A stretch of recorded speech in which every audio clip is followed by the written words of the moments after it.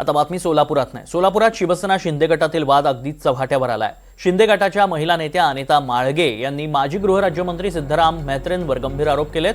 जिल्हा परिषद तिकीट मागितल्यानंतर सिद्धराम म्हेत्रे यांनी जीवे मारण्याची धमकी दिल्याचा आरोप त्यांनी केलाय। जिल्हा परिषदेसाठी बोरामणी गटातून अनिता माळगे यांनी तिकिटाची मागणी केली होती। त्याला उपमुख्यमंत्री एकनाथ शिंदेंनी ग्रीन सिग्नलही दिला होता।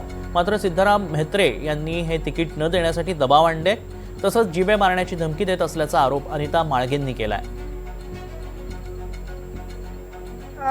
म्हणजे पक्षाचे सोलापूरचे संपर्क प्रमुख कदम साहेबांनी बी फॉर्म माझ्या हातात दिले। बोरामणी पंचायत समिती गण आणि झडपी गणाचे बी फॉर्म हातात दिल्यानंतर हे फॉर्म येणार आहेत असं तिथल्या अधिकाऱ्यांनी बोलले।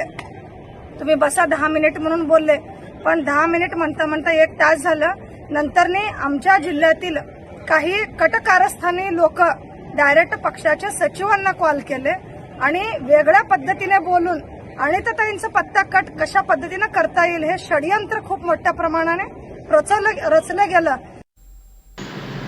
हे प्रकार काय म्हणजे अनिताताई माळगे यांना जिल्हा परिषदला उभारायचं होतं। मग त्यांनी जिल्हा परिषदेच्या तिकिटासाठी प्रयत्न करत होते। तिथं आमचा धनेश साचगार म्हणून पहिल्यापासून काम करत होता। आम्ही त्यांना सांगितले बा जिल्हा परिषदला उभारायला अजून तेवढं तुमची तयारी झालेली नाही। ते धनेश साचगारांनी तयारी केलेली आहे। म्हणजे जिल्हा परिषदला तुम्हाला उभा करून एक शेत घालवण्यापेक्षा कशाला हे करता, म्हणून त्यांनी त्याला मला तिकीट आता मिळत नाही म्हणून त्याने गोंधळ सुरू केलेलं आहे।